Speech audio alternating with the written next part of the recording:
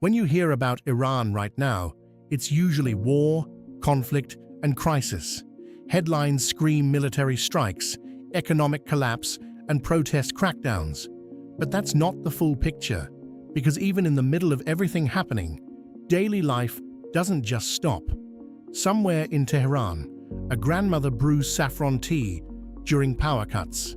In Isfahan, shopkeepers arrange carpets in a bazaar that has operated for 5 centuries.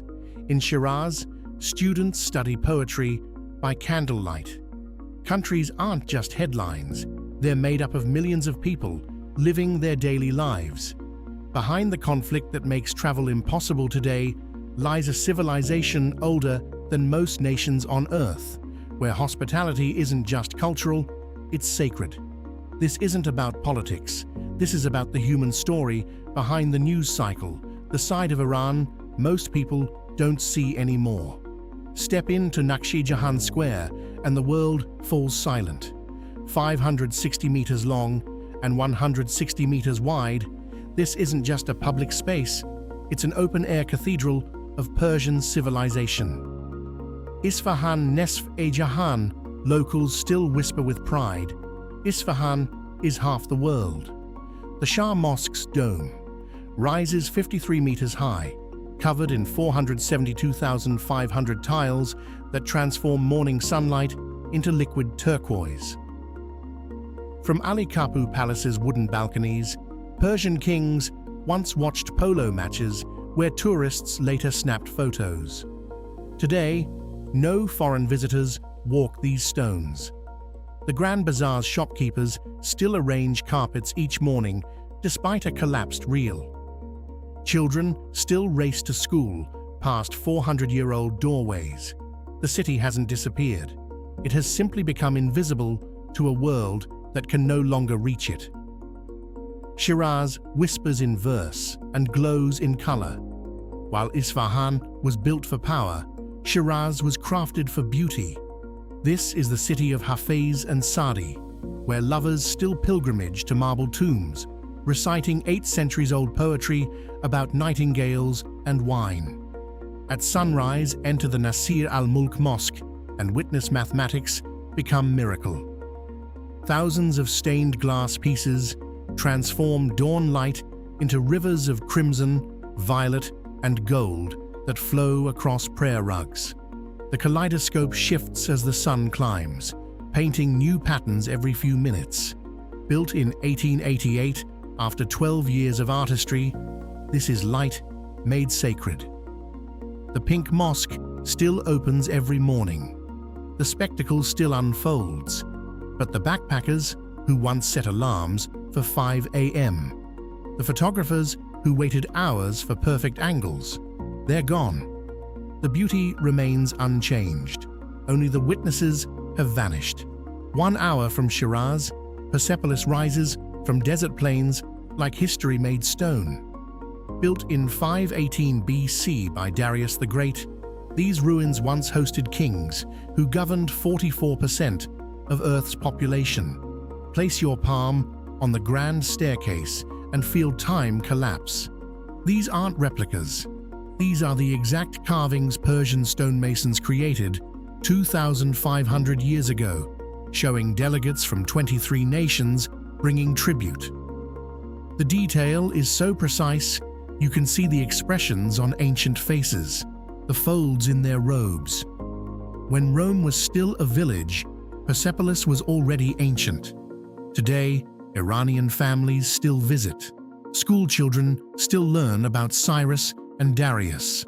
But the guides, who once spoke 5 languages, the guest house owners who welcome travelers, they've lost livelihoods in a conflict they didn't choose.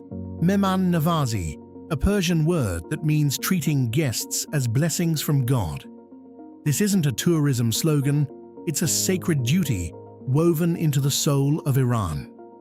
Before the conflict, you'd experience it within hours, a shopkeeper refusing payment for tea, a stranger on a bus insisting on paying your fare, a family inviting you home for dinner after one conversation. They don't do this for reviews. They do it because to Iranians, a guest is a divine gift that transcends politics or nationality. Even now, amid economic collapse and airstrikes, this spirit persists. Families with almost nothing still share what they have with neighbors. What's missing are the witnesses, the travelers, who once carried these stories of warmth back to their own countries. The Iranian families who proudly said welcome to Iran now live in a world that sees them only as a level 4 danger. But beneath the headlines, the tea is still being poured. In 2022, a spark ignited a fire that headlines could not ignore. Mahsa Jina Amini, only 22 years old, died in custody after being arrested for her hijab. Her death launched the largest uprising in the history of the Islamic Republic. Zan, Zendegi, Azadi, woman, life, freedom. Young women stood in public squares, cutting their hair and removing veils in a collective refusal to be silenced. The response was brutal. Amnesty International documented over 500 deaths, including children, as security forces used live ammunition against their own people. The women and students who led that movement are still there. They live in a country where speaking out can mean imprisonment. Yet their hope remains buried beneath the exhaustion of daily survival. The uprising didn't end because people changed their minds. It became quieter as the cost of resistance grew unbearable. Now that same population faces a new kind of violence, the slow, grinding erasure of their economy. By late 2025, Iran's economy was in freefall. The rial collapsed to nearly 1.5 million per dollar. Inflation surged past 48%. Bread, eggs, medicine, prices changed by the week. The Financial Times wrote that the currency had turned to ash. But economic collapse is not a chart. It is a mother in a grocery store, calculating which items she must leave behind. It is savings disappearing after a lifetime of work. And yet, even in collapse, people adapt. Families share homes, shopkeepers extend credit, students study by candlelight. The world sees numbers. Iranians see survival, holding on until the storm passes. In early 2026, the situation crossed a line. Military strikes hit Tehran and other cities, with thousands of buildings damaged and over 1,600 civilian deaths reported by human rights groups. Airspace closed, civilian flights grounded. The US State Department issued a level 4 do not travel warning, the same level as active war zones. For Iranians, the conflict was not abstract. It was the sound of airstrikes at night, rubble where children once played, bazaars still open but emptied of foreign visitors. The danger is real. Travel is not safe, that is fact, but the people living through it are not headlines. They are still there, waiting to be seen beyond the war. Iran is not only a country, it is a civilization more than 7,000 years old. Persia gave the world Cyrus the Great's Declaration of Human Rights, the foundations of algebra, and the word algorithm. The concept of paradise and poetry from Hafez and Rumi still recited at family tables today. When you walk through a Persian garden, study mathematics, or strum a guitar, you touch fragments of that legacy. These gifts did not vanish with sanctions or airstrikes. They live in daily rituals, in Nowruz, in hand-woven carpets, in verses whispered at weddings and funerals. Iran's history is not erased by conflict. It is carried forward quietly by the people who remember it. It is easy to hear Iran and think of politics, sanctions, nuclear talks, military strikes. But a country is not its government.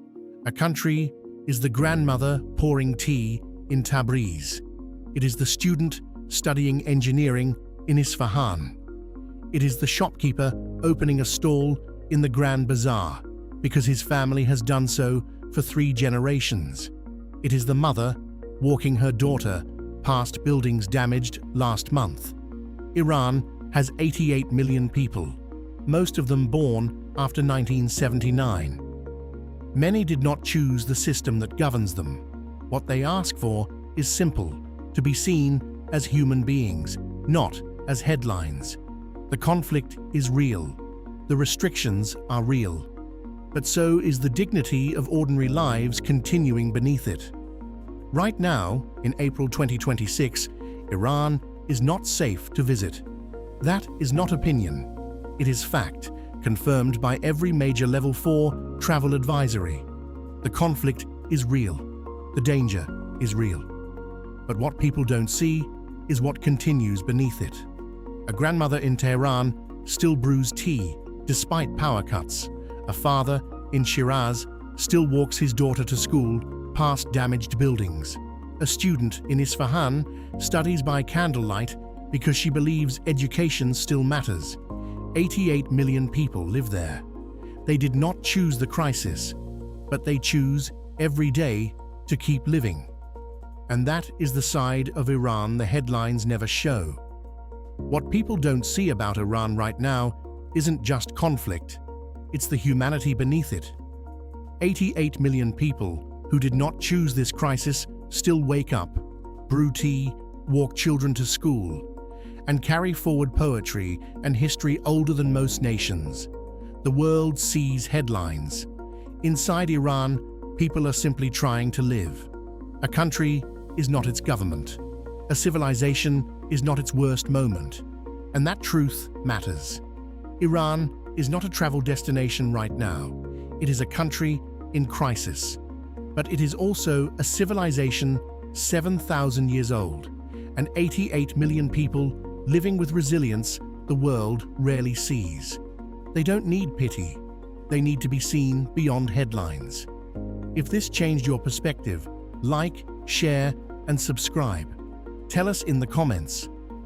What surprised you most about Iran today?